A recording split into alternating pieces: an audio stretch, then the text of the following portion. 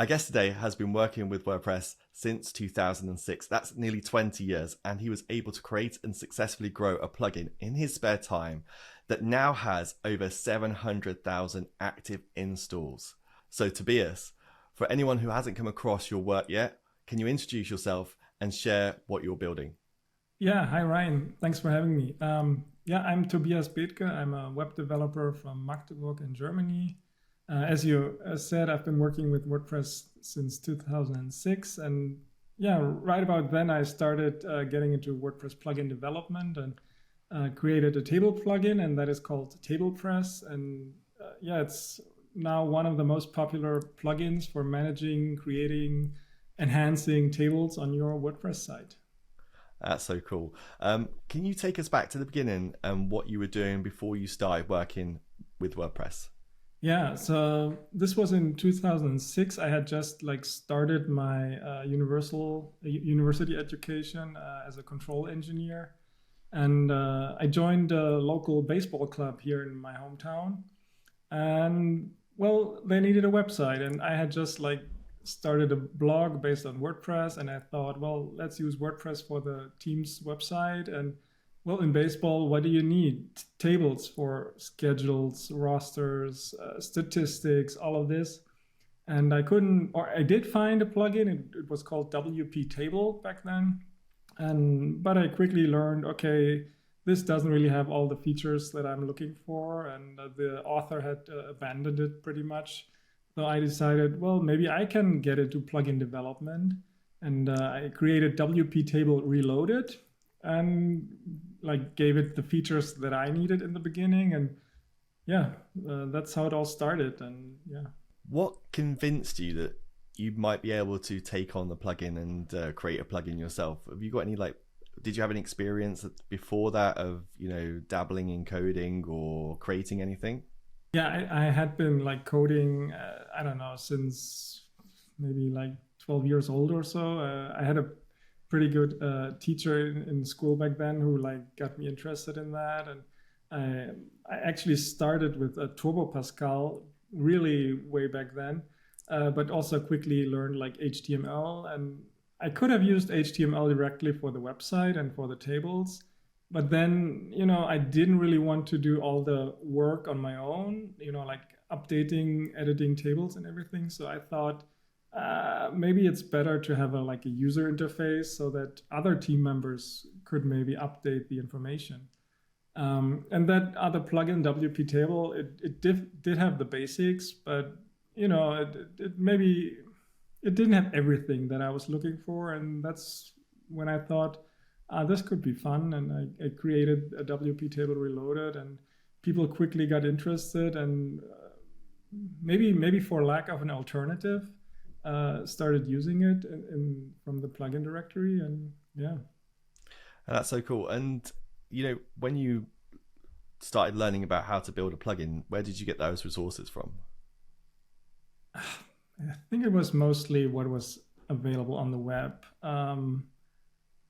Googling, but also checking out the code of other plugins, so learning how are they using APIs, how are they structuring their files.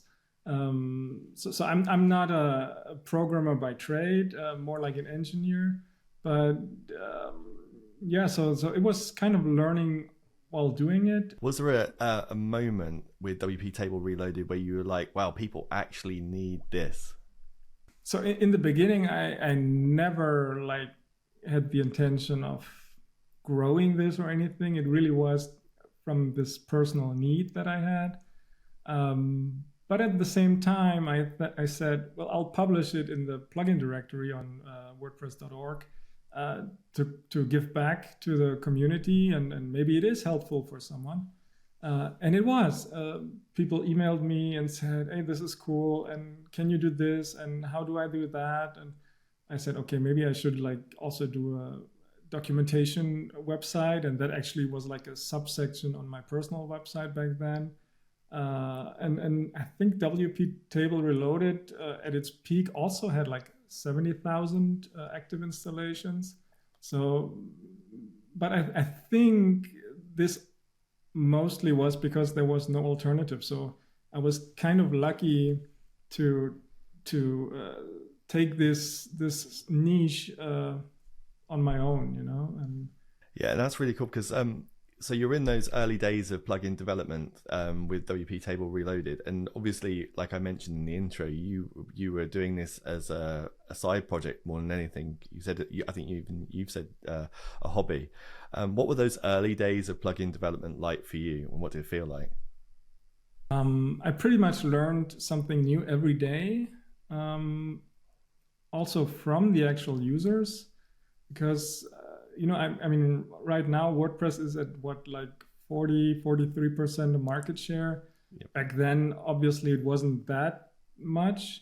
And that's why I think the audience, or the people that used WordPress, they were more technical. Nowadays it's easier for, I don't know, the average person, if you want to call it like that, to use WordPress. But back then you did need a bit more like technical skills for setup and everything. And that showed in the conversations. And then people actually had kind of like code suggestions. Hey, why don't you use this WordPress function or something like this? So, and that was cool because yeah, I learned from that, and I learned from those conversations, and that was pretty nice. Yeah. So it's more like a mentorship space for you, really getting that feedback from other people that are builders, I imagine. Yeah. It was experienced users, that they had maybe their own plugins, and they said, hey, you could do this, or you could use this to make it easier or whatever. But also, let's say, users that didn't really know PHP or immediate programming, but that had experience, I don't know, in spreadsheet applications. And they approached me and said, can you maybe adjust how the user interface looks like so that it's more similar to like common spreadsheet programs? And how much do you think that helped you in those early days with that kind of feedback and that information? Oh, it helped a lot. It showed me that there's an interest, because people wouldn't give me that feedback or even like take on writing an email if they didn't have, let's say, a deeper interest. If it's something, someone checks out the plugin and says, well, nah, this is not what I need, and they move on. But here, if they take the time to write an email to the developer, I think it shows that they are seeing value in it, and that they're seeing, that there's a perspective. They believe that this can get better if they maybe offer help or something like this. Yeah, that's really cool, because I can imagine that kind of feedback that you were getting, and obviously like the heightened technical ability of some of the users of WP Table Reloaded. Basically, was that something that fed your idea of or the motivation behind launching TablePress in 2011? Yes, I think it played a big role, because there was so many ideas, so many things to explore, where I thought, yeah, I want to build this, I want to improve this. But I realized it's hard with the current, let's say, technical setup of the plugin, right? I couldn't really change the data structure because it could actually lead to loss of information.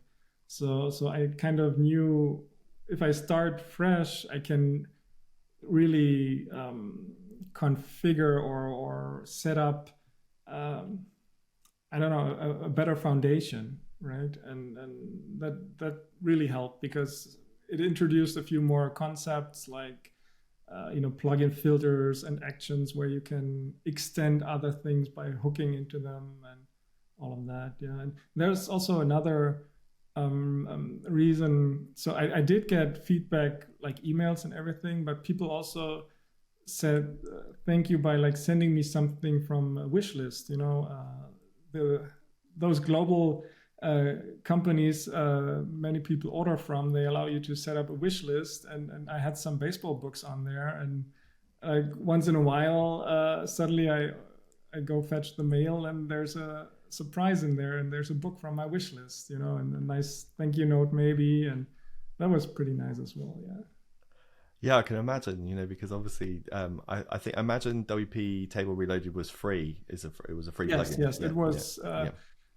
So was TablePress for like the first 10 years. I had it in the repository. I did ask for like, hey, do you want to support this? Then, here's my wish list, or here's my PayPal or whatever. And some people did send a cup of coffee, and that was nice. And I think it also helped with the motivation, or also with seeing, people do see value in this, and they want me to continue. Yeah, and I suppose that's a really nice kind of indirect way to kind of validate your plugin in the early stages as well, isn't it? Instead of putting that pressure on someone to make a payment up front for an idea that you've had and you put a plugin together, but also, like you say, it's a nice way of you getting a bit of motivation by going, oh well, I'm receiving a lot more baseball stuff in the post right now. So that's cool. So how did you transition between products whilst keeping focus on TablePress? Because obviously you've got that. You said I think 70,000 active installs on WP Table Reloaded, and then you've got TablePress, which you're launching. And I imagine, did you keep people in the loop of you actually? Did you inform people that you were making TablePress as well? And can you just go through a bit of that? So I don't remember like specific details probably that much anymore, because it's such a long time ago, but so I definitely did like announcement inside the plugin, like, hey, TablePress successor is coming, watch out for it. And then I provided instructions, and TablePress could also directly like import and convert all the information. So it was a pretty easy switch, actually. You just kind of had to install the new plugin TablePress, and it would do all the magic, so to speak, behind the scenes. Yeah, and that kind of allowed me to focus on TablePress, because I kind of said, this is a hard cut, WP Table Reloaded will be retired. TablePress is the newest version. Upgrade and migrate, it's easy. Here's the details. Follow this tutorial, and people did. I mean, probably I did lose some people. I don't know. Those that like never touch their website after setting it up, or. But that's the good thing, kind of, that it was entirely free, because I was not. I didn't really have to keep maintaining WP Table Reloaded, because it was mine, and I wasn't indebted to anyone, right? Yeah, because you didn't have a subscriber base that were basically paying you to keep that one going. Yeah, and just like on the basis of you creating TablePress, like from like start till it's like its first kind of it's been pushed out to the community. How long did that take for you to create TablePress from the ground up? I think the entire process, like from having the idea of doing a successor to actually launching it, I think it was a year. Right, cool. Well, okay, this was also like the time where I was about to finish my university studies. So obviously I was pretty busy with that. And there was maybe a time when a couple of weeks, or maybe a month or two even, where I like didn't really write any code, because the thesis had to be written, or whatever, or I spent time at an internship. But I think a year, pretty much, yeah. And did you set yourself a deadline, or was it just literally just your? No, because it was still all a hobby, and it was something that I wanted for myself. I think that never changed the entire time. That it still was a tool, a plugin that I used myself on that baseball team website.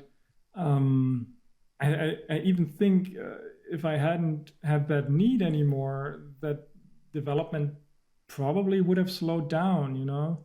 But because I was actively using it for my own tables, I always had this, maybe I can do this, and maybe this is an improvement, or how about adding this feature, you know? Yeah, cool. And when you were coming up with ideas and you wanted to kind of improve TablePress, or did you have a structured approach in terms of where you were kind of filing ideas away, and were you project management in any way, or was it very much kind of like flying by the seat of your pants kind of situation? I did have a text file. I don't know if that counts.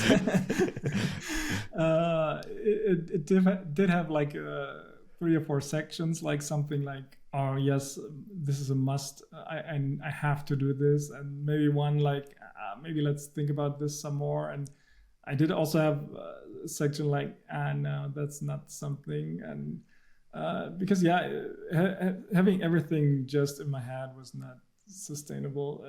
It had to be at least a text file, but at the same time, it wasn't enough to, let's say, use a proper management tool, because after all, I was also still only doing this by myself, so there was no need to make it that extra step. Yeah. Okay, cool. Yeah, and what do you think? So I'm thinking about TablePress, and I'm thinking, what were the things that you thought that set TablePress apart and allowed it to grow as it did? I had this luck of being maybe the first or only or plugin for tables, but at the same time, I think people valued that they received fast and prompt support. So in the WordPress forums, I don't know, I have like 50,000 posts that I've written, I believe. I checked that a couple of months ago. So, which tells me, okay, or if you do the math, 50,000 by 20 years, and even if you only do like the work days, that's like, wow, there's like 3 or 4 posts every day, you know? Wow. So obviously there's also things like, oh, great to hear that this helped you and stuff like this. But I think that's really one key element, that people realize if they get stuck, they can always approach me, and I'm always happy to help. And I think in most cases I was able to offer a solution. And maybe also that by keeping TablePress focused, on specific jobs, specific tasks, features, it doesn't get like too complex, So I try to do one thing very well instead of many things just a little bit. How did you decide? Because it seems like if you could have a million ideas for a plugin like TablePress, and obviously you've got that focus. So how did you actually get into that focus state? I had to watch out to not lose focus on other things. I had to remind myself, hey, this is a hobby. This was like, especially if like there's the exams coming up in university, there was like, oh no, wait, you got to study, you can't program today. So that was once in a while, this was the case. And then I always tried only doing things that I thought I would need myself, because this is like a good filter for not letting too many things get in there that after like a second thought shouldn't be in there, because this creates like a technical debt again, because if you add something, you can't really remove it later. For a commercial product, that's even more difficult, but even for TablePress as a back then free product, with I don't know, hundreds of thousands of users, you didn't really know, okay, how many people are using this, and if I now remove it, what's going to happen, right? So that's why I really tried to carefully think about everything that I added, and maybe I even tried to stay on the side of caution and think about something a little bit longer, or waiting for a second person to make this suggestion first. Okay, cool. That's quite a cool filter that you've got basically built in. Is that you were judging ideas in that way and saying whether you're going to do them or not. So how did your relationship with TablePress change when it went from a hobby to a full-time business, and when did that happen? Sorry. So that happened in 2022. Maybe like the 10th or 12th birthday kind of TablePress. After finishing my studies in control engineering, I started a job at the university as a research assistant, and but at that time our second child was on her way. I didn't really feel that this job is what I want to continue doing, and it was the Corona times also just before that. So I had learned, hey, things like home office is pretty nice, or being able to work while having your kid. For both of my kids, I usually, when they were even younger, I had them in a baby carrier. And I have a standing desk, and I could program or develop with the kid in the baby carrier. And so that's things that I learned to appreciate. And at the same time, this job at the university didn't really fulfill me anymore. And I had so many people ask me about TablePress, and it was growing, the 700,000 users. And there were actually companies asking, hey, what can we maybe do to support you? Because they are reluctant to invest not in the sense of money, but invest in the sense of setting it up on their own websites for their own processes. If it's just, so to speak, a software that the developer could kill any day. They asked me, hey, how reliable is this? Because right now you could stop every day and say, screw it, I don't want to do this anymore. So people or companies needed kind of an insurance. And that's when I thought maybe there is enough interest to turn this into an actual business. And yeah, that's what I did in 2022. I spent time, quite a lot of time, like adding additional features in premium versions. And at the end of 2022, I launched TablePress Pro and Max, so two premium versions that are available now in addition to that free version that has been there for those 15, 20 years almost. Yeah. That's really cool. I love the idea of you multitasking with kids and work at a standing desk. That's a true dad moment, that is, isn't it? Working dad moment. I love that. And I suppose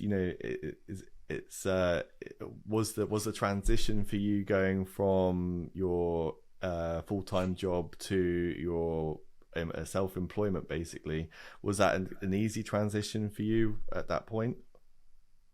It was easy in the sense of like TablePress itself, the code part and everything. But the business part was a bit more challenging because, in my immediate family, or there's I don't have a role model, everybody was employed at a company or whatever, but nobody was, had a business or was self-employed. So I couldn't really ask people, hey, how do I found a business? Something like this. Yeah. How do I do taxes on like this on my own or whatever, bookkeeping, all this stuff, other legal aspects, So that part was in the beginning, I was maybe not afraid, but I did have a lot of respect for that. And that maybe even took most of the time in preparation of the launch, did I think of anything I might have missed, and I'm just imagining there are quite a few people out there that would be in that position. They've, thinking of starting something, thinking of moving from one job to being a self-employed or being a solo founder or something like that. And that's, I would guarantee probably 90% of people don't think about all those business side of things until it actually comes. So how did you learn all that? How did you figure it out? So I did have obviously the luxury of being able to start this as a side project, or even from a hobby, even with a very solid, very big user base as a foundation. I kind of could try converting my free users to paying users, whereas obviously someone starting from zero would actually even have to find any users first, no matter if it's free users or paying users. So it helped that I didn't have this challenge, so that I could focus on that other aspect. And yeah, but again, it was doing reading, talking to other people online. I'm just thinking about the jump that you made in terms of going from a free product to then having premium features. How did you market that towards your user base? Actually, some of those features had been available as kind of add-ons, or I call them extensions. And those were available on the TablePress website, not in the official directory. So I kind of kept them separate on purpose because, of the extra maintenance that was involved in managing them and everything. And for those, I also asked for donations, but I could use those as a foundation of those premium versions. And instead of having them separate as kind of small extra plugins, I integrated them into the premium versions. Then this goes back actually to what we talked about earlier, that the user base of WordPress has changed.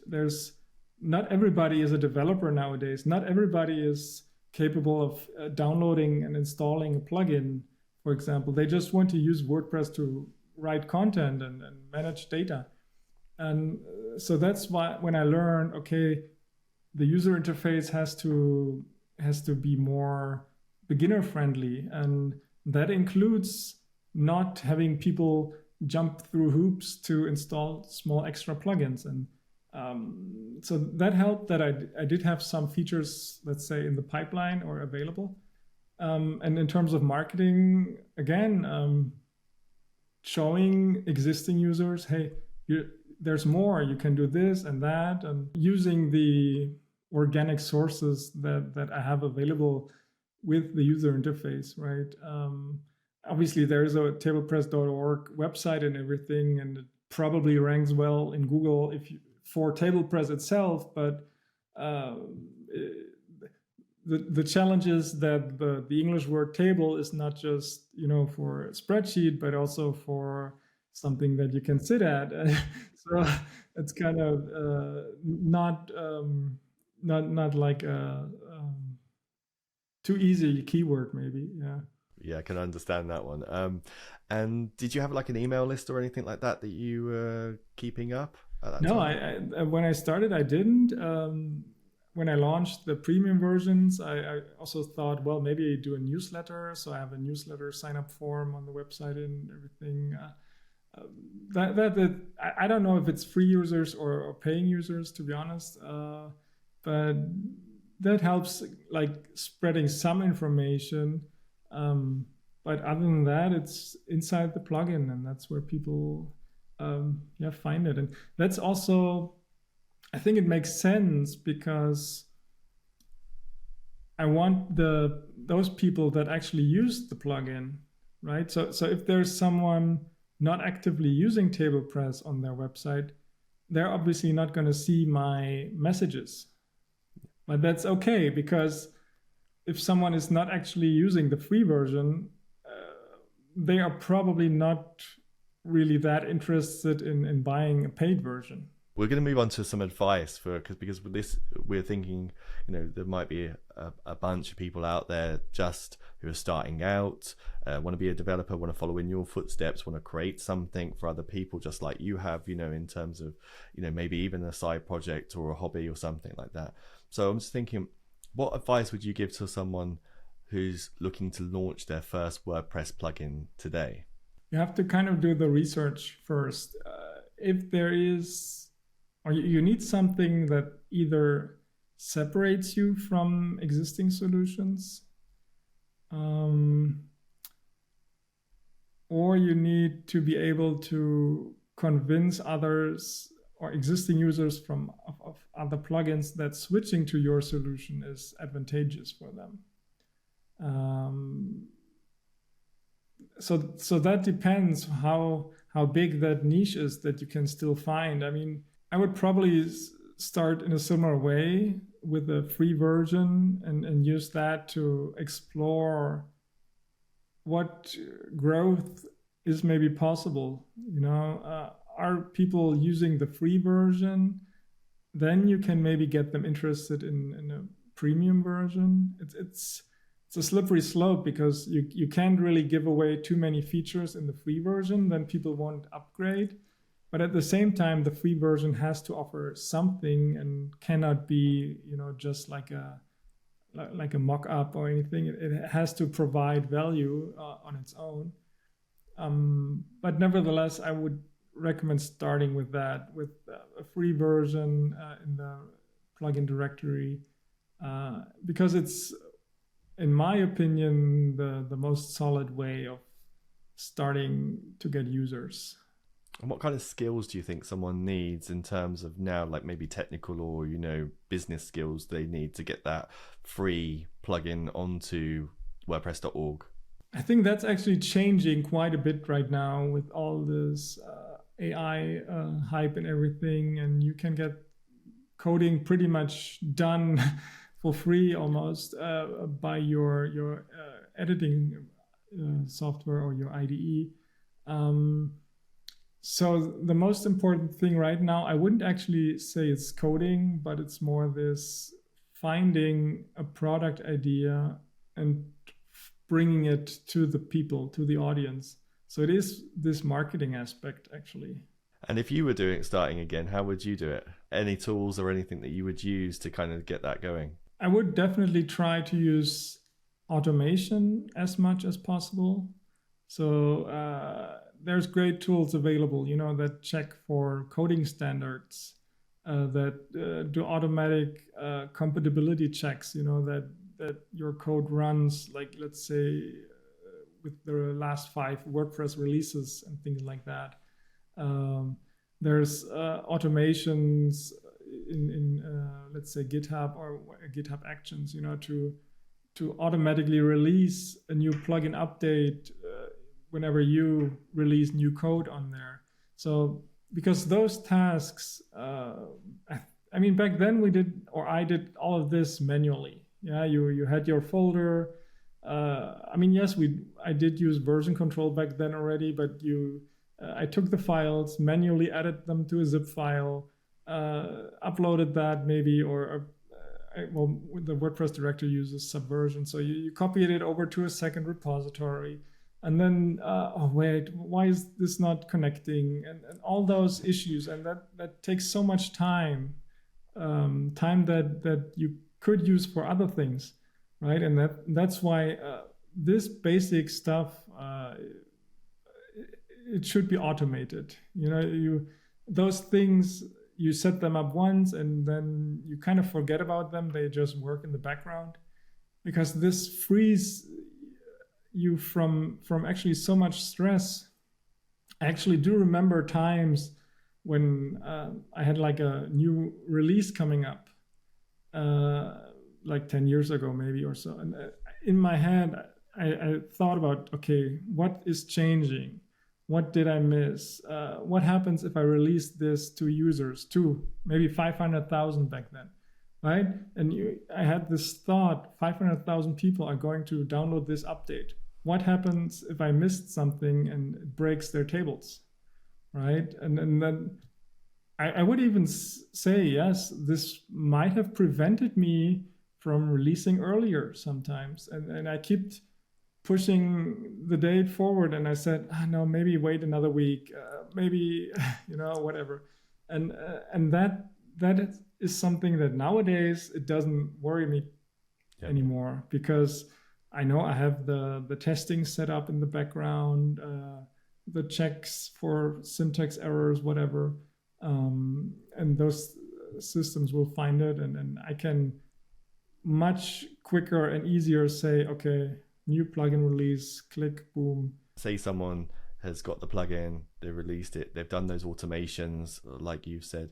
Would you say their primary focus should be possibly serving the customers like you did, or the users using it, like, responding to tickets and, maintaining that relationship? Is that a part of it, do you think? Yes, I think even, or in the beginning, that actually matters very much, because every single user that you can make happy in the beginning will, let's say, bring you 5 new users, right? One reason is simply, let's say, the SEO focus, because, well, not SEO focus in a technical sense, but more in a psychological sense for potential users. Because if they see in the WordPress directory there's a plugin with maybe 10 active installations versus 100, that already makes a difference. So in the very beginning, if you can convince the early adopters to continue using your product by making them happy, by supporting them, by solving their problems, this will obviously help for a quick growth in the beginning. It will help creating a reputation, trust, and also it will help spread the word of mouth. And so in the very beginning, yes, I think providing this fast, helpful support, that can go a long ways. Yeah. What do you think systems and habits helped you stay consistent over a decade? I try making it about the user. The user should be able to do their job.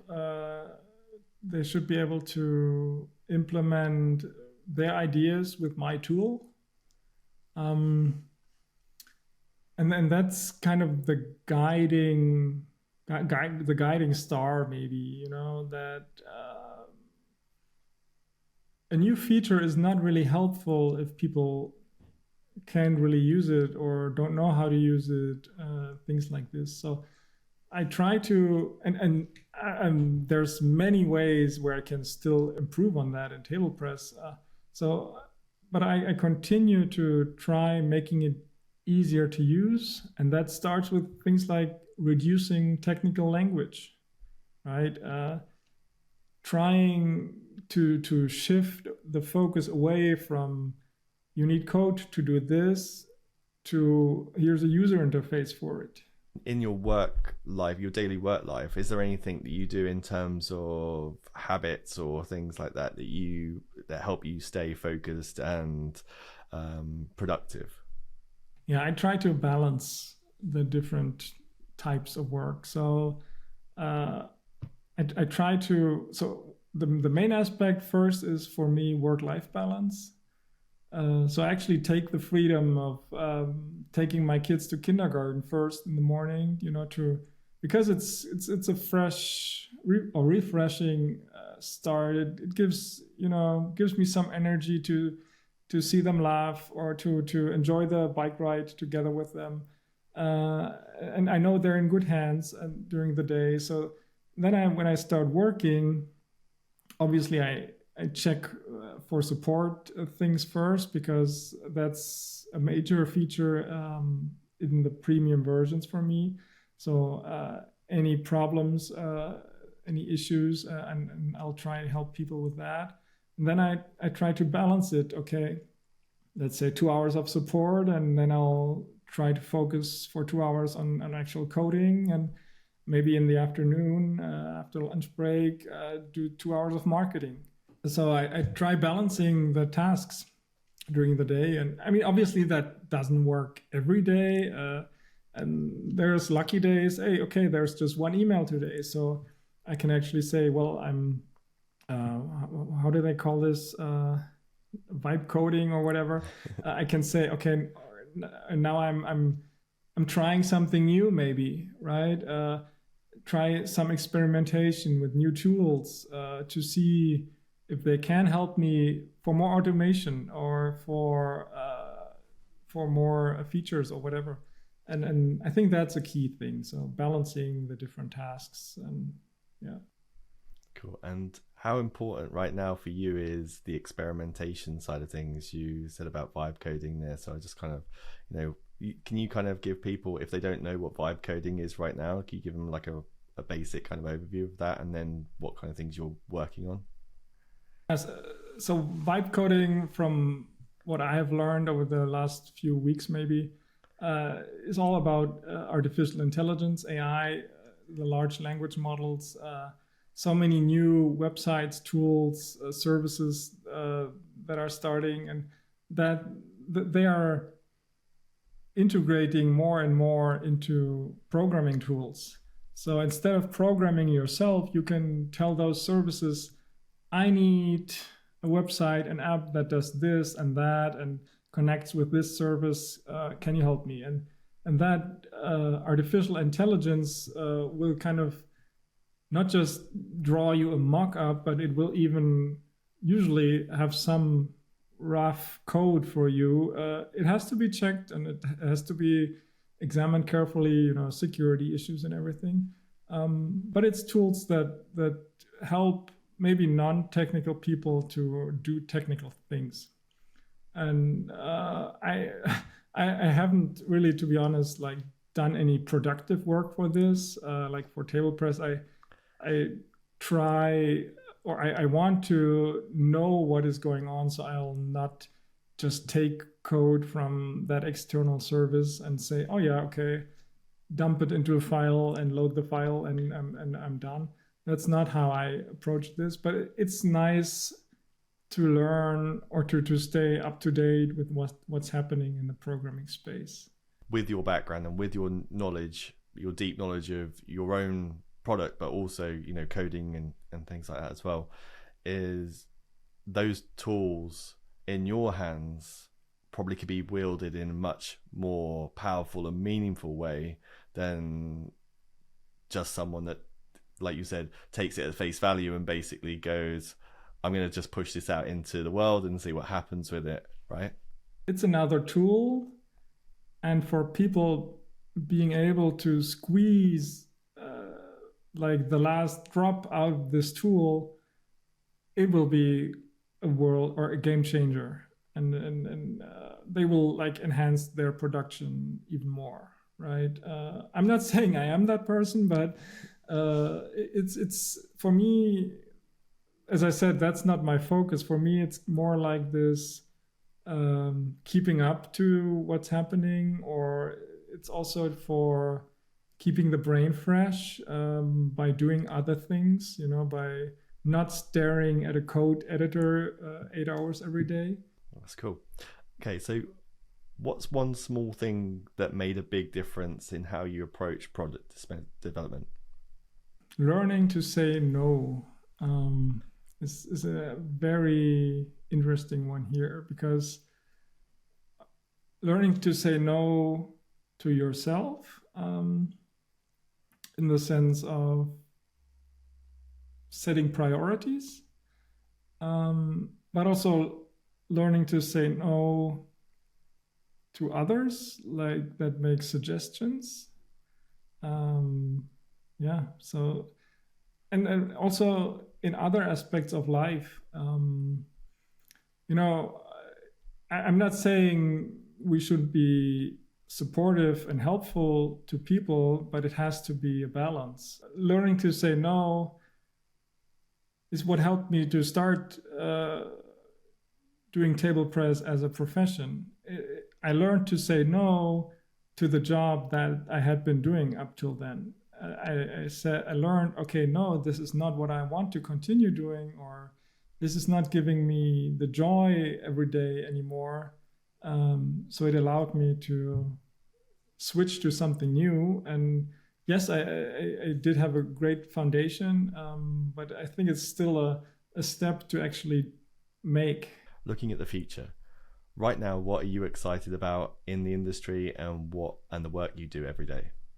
I mean, in WordPress in particular, the last couple of years, and I think also for the next few years, there's this major change in the editing experience, right?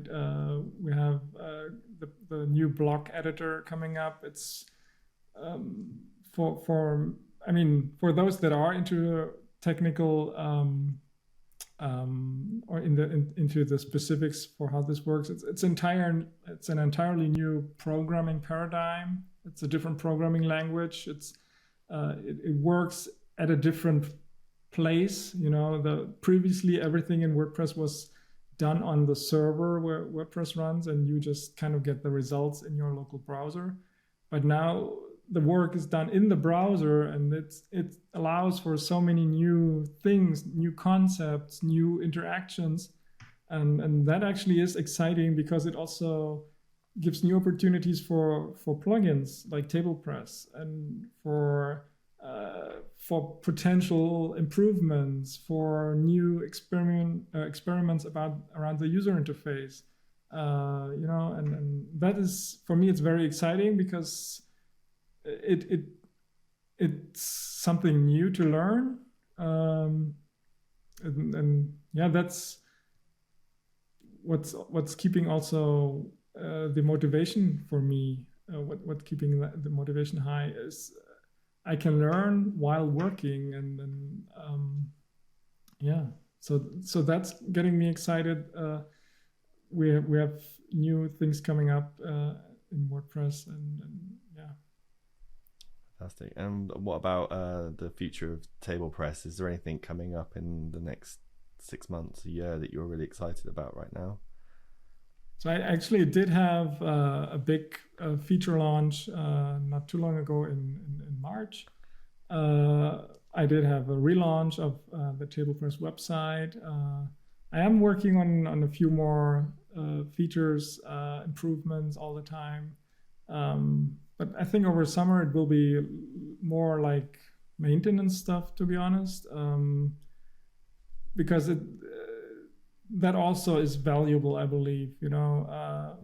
Ironing out wrinkles and making things easier to use is sometimes more appreciated by users than having another big feature every, I don't know, half a year or so. Because it's hard for users to keep up with that, right? And they don't want to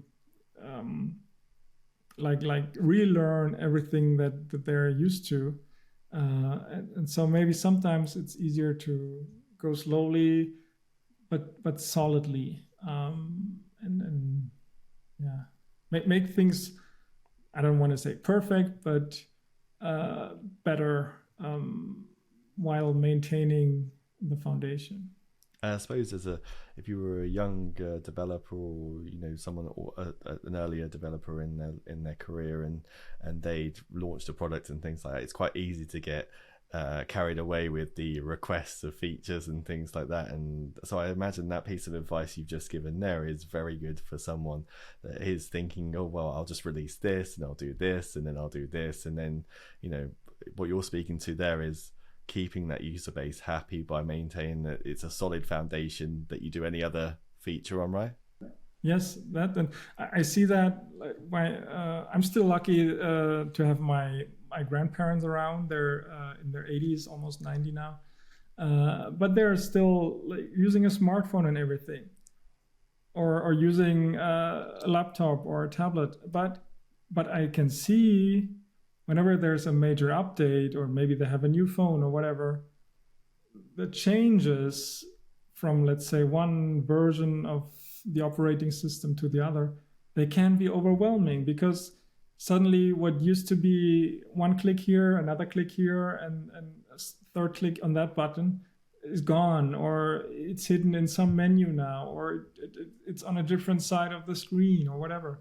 And that shows me that too much change is sometimes too much, right? And then especially we also talked about that with the WordPress market share being that high. It means that new users will be less technical. So to help them, we should aim for consistency, and yeah, that's why maybe a big new rewrite or new feature is not necessary every couple of months or so. Yeah. Tobias, I'm really appreciative of your time, and I really thank you for this conversation. It's been fantastic. If anyone wants to get hold of you or check out what you're doing, is there anything anyone can do? Yeah, so probably the quickest way is tablepress.org, the website. It has the buttons to my socials. I'm mostly on Twitter, X, and on Blue Sky at Tobias Bäthge, my handle. Yeah, or shoot me an email. There's links on the website and everything. Oh, thanks so much, because I'm sure a lot of value is going to be getting from this conversation, and I hope I can talk to you again soon in the future.